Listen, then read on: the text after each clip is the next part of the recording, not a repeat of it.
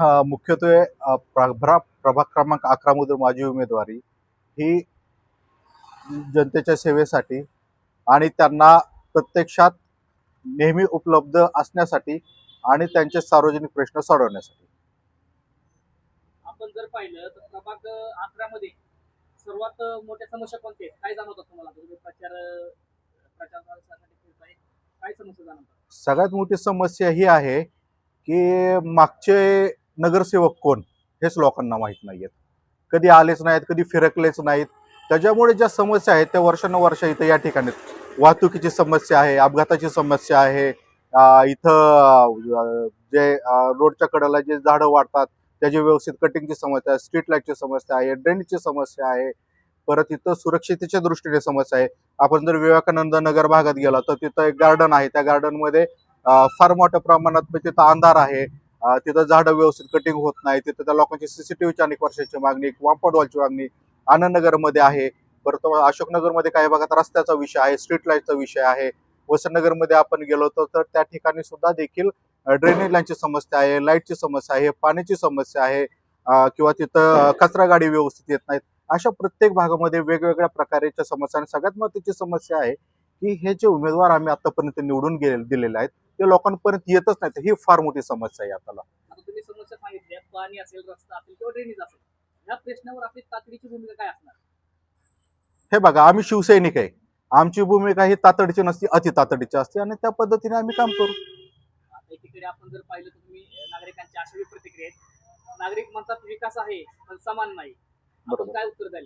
निश्चितपणे जो बारामतीचा विकास आहे हा असमतोल विकास आहे, दिशाहीन विकास आहे आणि नागरिकांच्या जे पैसा आहे हा पैसा वाया जाणारा विकास आहे. ह्या विकासामध्ये कुठेही सुरक्षिततेचा विचार केलेला गेलेला नाहीये नागरिकांचा. आता एक महत्वाचा मुद्दा तुम्हाला सांगतो. आमचा गरुडबागचा परिसर हा माझ्या मतदारसंघात येतो, 11 नंबर प्रभागामध्ये. तिथं जर आपण गेला तर ठीक आहे, तिथं छान विकास केलेला आहे, ते सगळं दिसताना छान दिसतंय. पण तो रिंग रोड आहे, तिथनं हेवी गाड्या जातात आणि त्या हेवी गाड्या जात असताना त्या बाकीच्या गाड्या ह्या तिथे येणाऱ्या लोकांच्या ह्या रस्त्याला लागलेल्या असतात. त्यातनं लहान मुलं उतरत असतात, महिला उतरत असतात तिथून.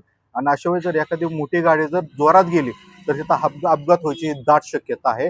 आणि तुम्ही बघा तिथं एक आपण देशपांडे हॉस्पिटल कडून आलो तर तिथं एक टर्न आहे मेन रोडला लागताना परत, तर तिथं फोर व्हीलरचा टर्न बसत नाही, मोठ्या गाड्यांचा टर्न बसत नाही. ही फार मोठी समस्या आहे.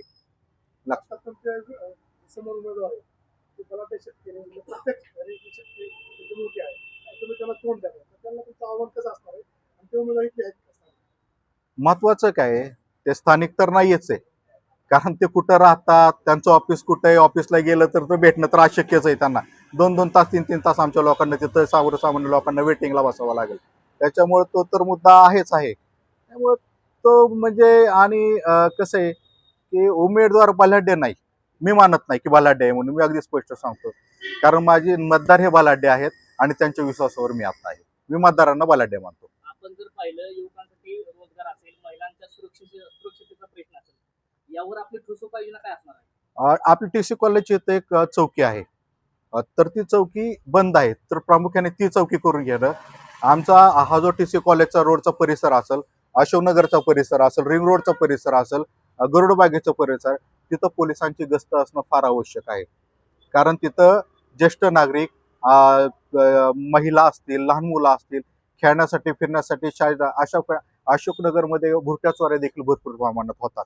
त्यामुळे तिथे देखील तिथं सुरक्षेच्या दृष्टीने पोलिसांच्या बाबतीत तिथं योग्य ती भूमिका असणं गरजेचं आहे आणि त्या दृष्टीने सुद्धा मी प्रयत्न त्या ठिकाणी करणार. आपण जर पाहिलं हा जो प्रभाग आहे तुमचा, त्याच्यामध्ये झोपडपट्टी देखील मोठ्या प्रमाणामध्ये आहे. मध्यमवर्गीय गरीब लोक देखील आपण या प्रभागात पाहतो. तर या घटकासाठी कोणत्या प्राधान्याने तुम्ही त्यांचे प्रश्न सोडवणार? आता आपण गौतम नगरचा जो भाग पाहिला तर गौतम नगरमध्ये जर पाहिलं तर तिथं त्या प्रामुख्याने पाऊस जर पडला तर त्या भागामध्ये पूर्णपणे पाणी साठतं, त्यांची घरं पाण्याखाली जातात, तिथं कोणीही बघायला येत नाही. तर त्यांच्या दृष्टीने तिथं त्यांचं स्ट्रॉंग वॉटर करणं गरजेचं. आता तिथं एक रेल्वेचा ब्रिज होता, पूर्णपणे चुकीचा ब्रिज झालेला आहे तो. त्याचा फटका हा आनंदनगर भागातील लोकांना बसणार आहे आणि विवेकानंद नगर मध्ये लोकांना सुद्धा बसणार आहे. तिथलं जे पाणी आहे, पाण्याचा निचरा होण्यासाठी तिथं योग्य प्रॉपर योजना तिथं कोणत्या प्रकारच्या नाहीये. हे पूर्णपणे तिथल्या नागरिकांना फसवलेलं आहे त्यांनी. आणि फक्त आता तिथं पंचायत समितीची भिंत वाचवण्यासाठी आमच्या गरीब कुटुंबाची तिथं घरं त्यांनी पाडलेली आहेत. सत्ताधारी असतील यांच्यावर मुख्य आरोप कोणते तुमच्या आता? माझा पहिला आरोप त्यांच्यावरती हा आहे की लादलेले उमेदवार, जनतेला अमान्य असलेले उमेदवार, लोकांच्यात न मिसळणारे उमेदवार, लोकांची कामं न करणारे उमेदवार, लोकांशी व्यवस्थितपणे न बोलणारे उमेदवार, त्यांना जनतेशी काहीही न घेणारे उमेदवार, अशा पद्धतीचे हे उमेदवार. आणि ह्या प्रतिक्रिया ह्या मला मतदारांच्यात आलेल्या आहेत आणि मी मतदारांच्या घरापर्यंत गेलेलो आहे, त्यामुळे मला मतदारांच्यात आलेल्या प्रतिक्रिया आहेत. आता प्रभाग 11 तुम्हाला पूर्णपणे बदलायचा आहे.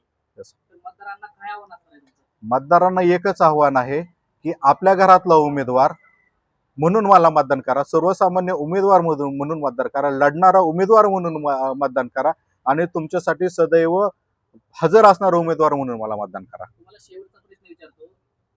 आता प्रभागामध्ये फिरत असताना लोकांची अशी देखील प्रतिक्रिया आहे, विकास हा कागदावर आहे, बरोबर. तो प्रत्यक्ष रस्त्यावर हवा. यावर आपली प्रतिक्रिया काय असणार आहे?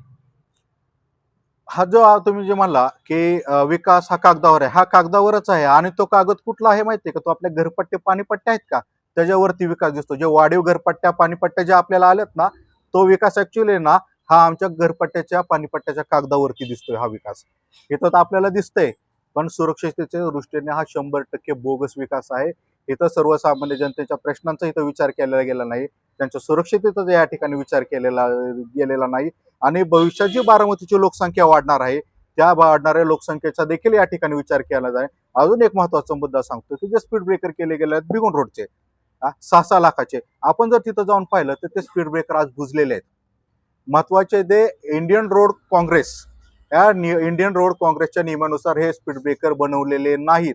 इथंही कोणत्याही प्रकारचे तांत्रिक उपाययोजना केलेल्या नाहीत, फक्त दिखाव्यासाठी बनवलेले आहेत. ते पूर्णपणे चुकीचे आहेत. आणि भविष्यात ज्यावेळेस हे पेवर ब्लॉक्स त्याच्यावरचे निघतील ना, त्यावेळेस कळेल की हे स्पीड ब्रेकर किती चुकीचे आहेत. आणि आता ही डोळ्याला दिसायला चांगलं, भविष्यातला हा फार मोठा बारामतीकरांसाठी धोका आहे. प्रभाग 11 मधील मतदारांना काय संदेश असणार आहे तुमचा?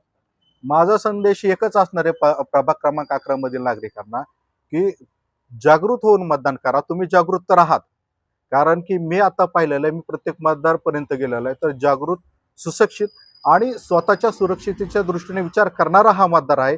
आणि तुम्हाला 100% सांगतो की मशाल चिन्हासमोरचं बटन दाबून प्रभाग क्रमांक 11 मधून मला प्रचंड मताने विजय करून देणारा हा मतदार आहे. विजयाची खात्री वाटते? 100%.